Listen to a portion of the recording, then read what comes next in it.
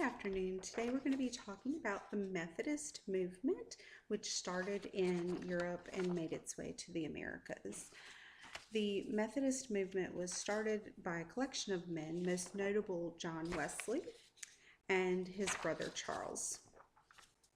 The Methodist movement started as an act of reform within the Church of England in the 18th century, and it's going to make its way to the Americas like all of the other Protestant religions did during that time period.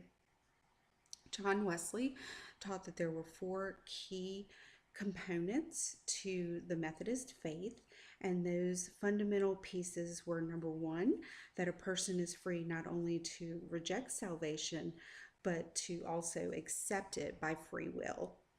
Secondly, John Wesley said that all people who are obedient to the gospel will be saved. Third, Wesley says that the Holy Spirit assures Christians of their salvation through direct inner experience. And lastly, John Wesley stressed that Christians in this life are capable of Christian perfection and are commanded by God to pursue it. Charles Wesley, the brother of John, is going to be most notable for his hymns. He was a hymn writer and he penned over 6,000 different hymns. And those hymns are translated into many different languages and are going to be the foundation of the Methodist hymnals. In 1771, John Wesley asked for a volunteer to go to America to help spread the Methodist faith.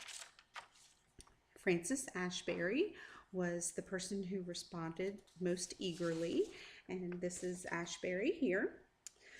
Asbury was convinced that preachers should go where they were needed most and where the gospel was needed most. And so he's going to spend most of his life traveling to spread the gospel. Before his death, Francis Asbury had actually traveled over 300,000 miles preaching the Methodist gospel. Methodism didn't spread as quickly as Asbury had hoped it would, even though his actions brought the word to many different people. The reason that Methodism didn't spread as quickly as he wished it would was, of course, the American Revolution. When the Revolution started, most of the Methodist preachers and missionaries left the country and they went back to England. Asbury was the only one who actually stayed during the war.